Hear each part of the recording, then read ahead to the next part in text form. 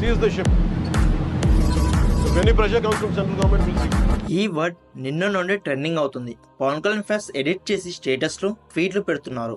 కానీ అది ఎంత పెద్ద స్కామో మీకు తెలుసా?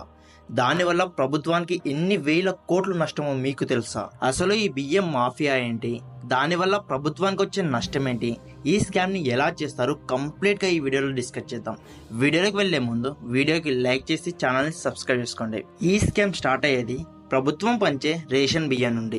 మనందరికి తెలుసు, ప్రభుత్వం పంచే రేషన్ బియ్యాన్ని అందరూ తీసుకుంటారు, కానీ చాలా మంది వాటిని తినరు. రూపాయికి తీసుకొని 10 రూపాయలకి 5 రూపాయలకి అలా అమ్మేస్తూ ఉంటారు. ఇంకా కొంతమంది దళారులు అయితే రేషన్ షాప్ నుంచి డైరెక్ట్ గా కొనేస్తారు, ప్రజలకు ఇవ్వకుండా. అలా దళారులు కొని కాకినాడ పోర్ట్ లో ఒక పెద్ద తలకాయకి అమ్మేస్తారు. ఆ పెద్ద తలకాయ ఒక పెద్ద షిప్ లో 10,000 టన్నుల రేషన్ బియ్యాన్ని వేసుకుంటారు. అలా స్పెసిఫిక్ గా ఎందుకు చెప్తున్నానంటే, అంతకంటే తక్కువైతే అమ్మేరు. అలా 10,000 టన్నుల రేషన్ బియ్యాన్ని తీసుకొని ఆఫ్రికా వంటి పేద దేశాల్లో ఇల్లీగల్ గా అమ్మేస్తారు. ఇక్కడ కొని అక్కడ అమ్మితే వాళ్ళకేంటి లాభం అంటే, ఇక్కడ రేషన్ బియ్యం 10 రూపాయలకు కొంటారు, అదే ఆఫ్రికాలో 37 జారాలకు అమ్మేస్తారు. అదే మన ఇండియన్ కరెన్సీలో 150 రూపాయలకు కిలో బియ్యం. ఇలా 10 రూపాయలకు కొనుక్కొని 150 రూపాయలకు అమ్ముతారు.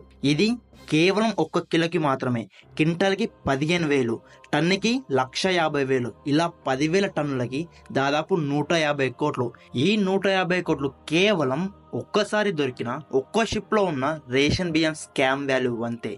ఈ స్కామ్ చేసేవాళ్ళు ఈ ఒక్క షిప్ లోనే చేశారంటారా?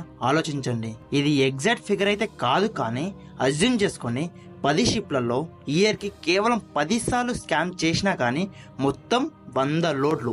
లోడ్కే 150 కోట్ల స్కామ్ అంటే 100 లోడ్లకి 15,000 కోట్ల స్కామ్. ఇదంతా ప్రజల సొమ్ము, ప్రజలకు చేరాల్సిన బియ్యం, లేదా ఆఫ్రికాలో అమ్మితే గవర్నమెంట్ కి రావాల్సిన సొమ్ము. కానీ ఒక్కడే రాక్షసులాగా పీకు తింటున్నాడు. పవన్ కళ్యాణ్ గారు సీజ్ చేసింది ఒక్క షిప్ లో ఉన్న బియ్యాన్ని మాత్రమే. గుర్తు పెట్టుకోండి, ఈ స్కామ్ ఇంకా అంతం అవ్వలేదు.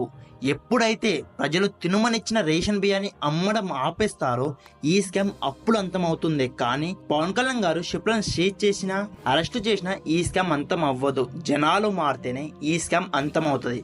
So that's the video guys. ఈ స్కామ్ పైన మీ విలువైన అభిప్రాయాన్ని కామెంట్ చేసి చెప్పండి.